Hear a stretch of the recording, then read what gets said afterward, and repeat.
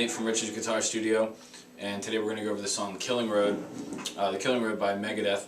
And the song is in E-flat tuning, guitar tuned down a half step, but I'm going to do the lesson in standard tuning. It's a little more convenient that way.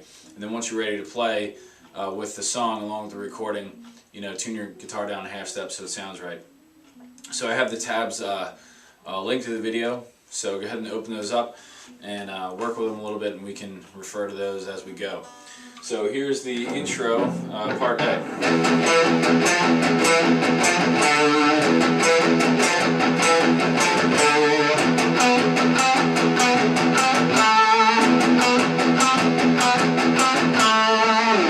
Okay, so that's the intro. Kind of gets things moving. The main thing you want to think about with this is really distinguishing between a nice heavy palm mute and then accented singletons. So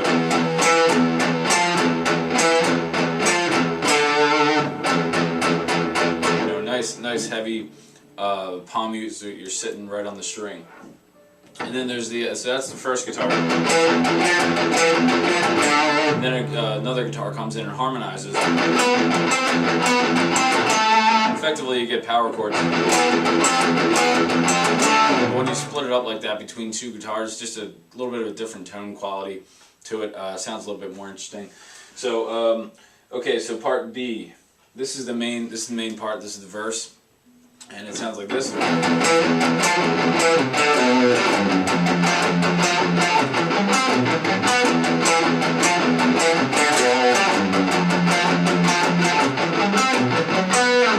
So that's the main part. So I'll do that part a little bit slower.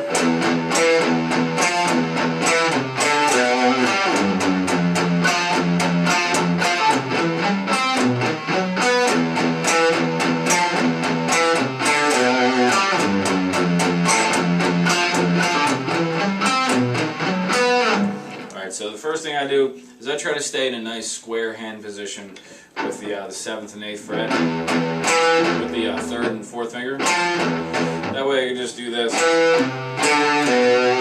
like that.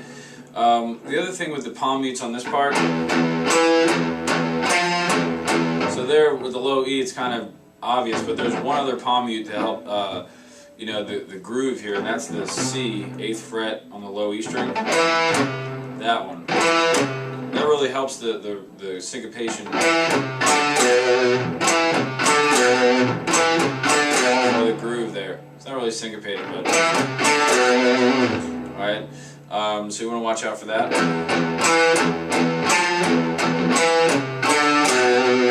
And you can do some vibrato there on that note. Then your first finger, after you play that, you're going to jump right down. The palm muted.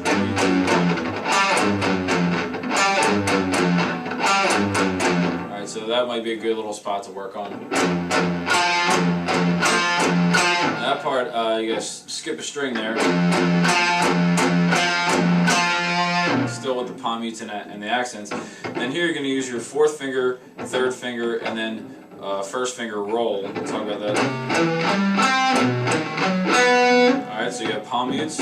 Now when you play this note with your 1st finger, we have 4, 3, 1, and then you're going to roll the tip of the finger back a little bit and accent that note. That way you get a nice clear distinction between these two, and they're not ringing too much together. Alright, so I use a little roll there. That's a good technique to practice too for sweep picking for some arpeggios.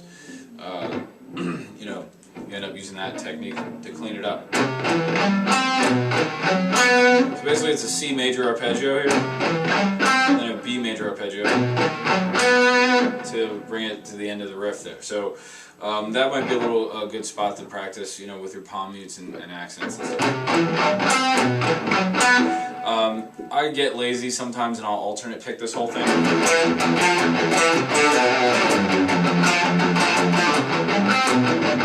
But I'm sure they're probably doing it all down. It's a little bit more intense sound that way, more intense accent.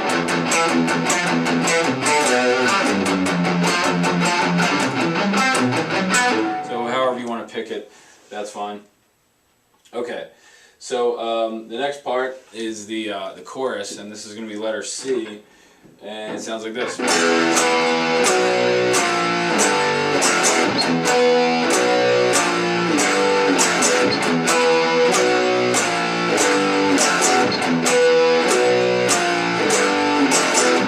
It's really cool sounding riff there. So start with an open E and then an A string power chord. If you've seen some of my other videos, I always end up using my pinky for the A string power chords and then my third finger for the low E string ones. It doesn't really matter however you want to do it.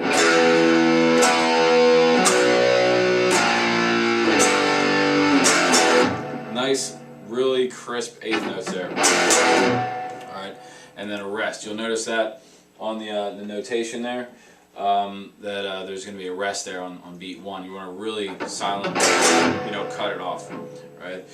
Then you have in order to repeat the riff, you got to palm mute low E to get back to that first chord. So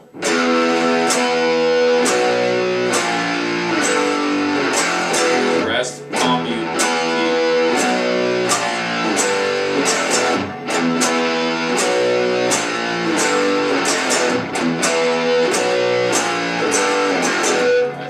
and then getting into the next verse, all you do is just rest on the first note. You play on the and of 1. And I put that in there, the transition back to the verse. After you do this last there, you have one little rest, and then you just kind of pick it up where you would have left off with this.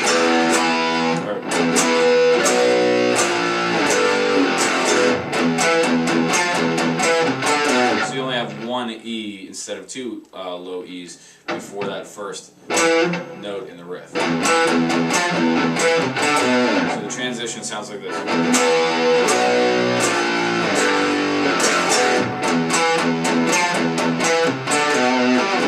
And then you're back into that same verse riff. All right, so that goes for the verse and the chorus. And then we have the next part is the transition to the solo, which again is the verse part, but at the very end there's a little bit of a different ending, so it goes like this.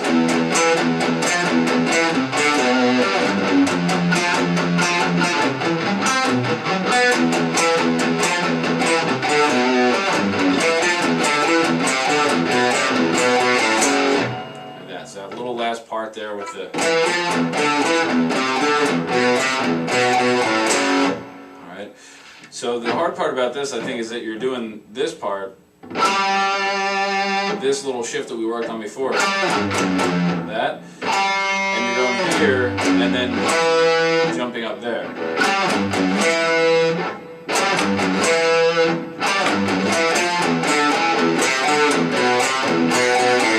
So that's a little bit of a tricky spot, but once you get that, that should help move you right into the riff underneath the solo.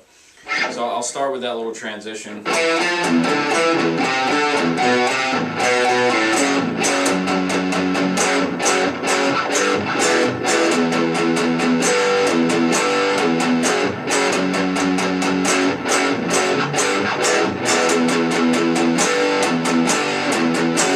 Okay, so that's the riff underneath the solo. So the part about this you want to work on is the upbeat accents. So after you go here,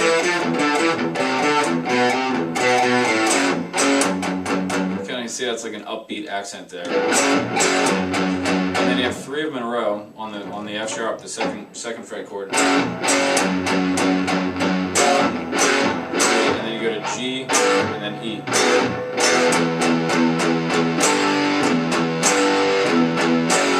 So I'll just play it slowly. I think it'd be better if you just try to do it by ear. If you know how to count eighth notes 1 and 2 and 3 and 4 and your rests, that's how I would recommend learning it. But I'll try to just slow it down a little bit, and maybe you can get the groove of it. It's really, that's the important thing, is getting that groove.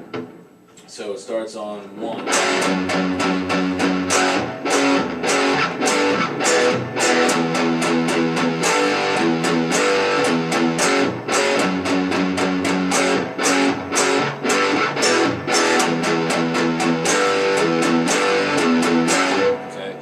That's how that part goes. And then I think it goes like 4 or 6 times, something like that, 5 or 6 times. And then on the last time you'll hear that the solo sustains a little bit and the chords sustain. There's a drum fill. That's this little transition back to the verse part. It sounds like this.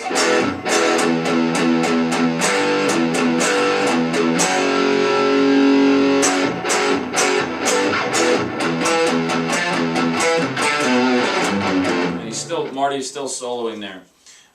So you're going to play the verse a couple more times during the solo. So I'll do that's letter E. I'll do that letter E twice and then go into the transition back to the verse. Alright, so it sounds like this. 1.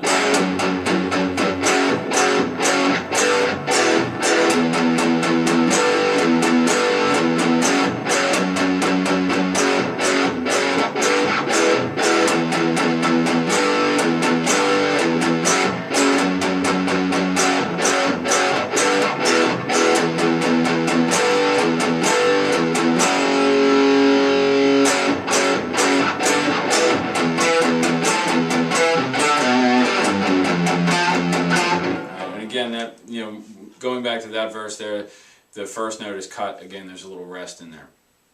So I hope that helps you learn The Killing Road. It's a really fun song. Not one of their craziest, but it's definitely not easy. I think the hardest part there is the rhythm underneath the solo. So it's, they always manage to write incredible riffs, whether it's the main riff or the riff under the solo. So so have fun with that one. Let us know if you have any questions with the tabs or on how to play something. Alright, good luck.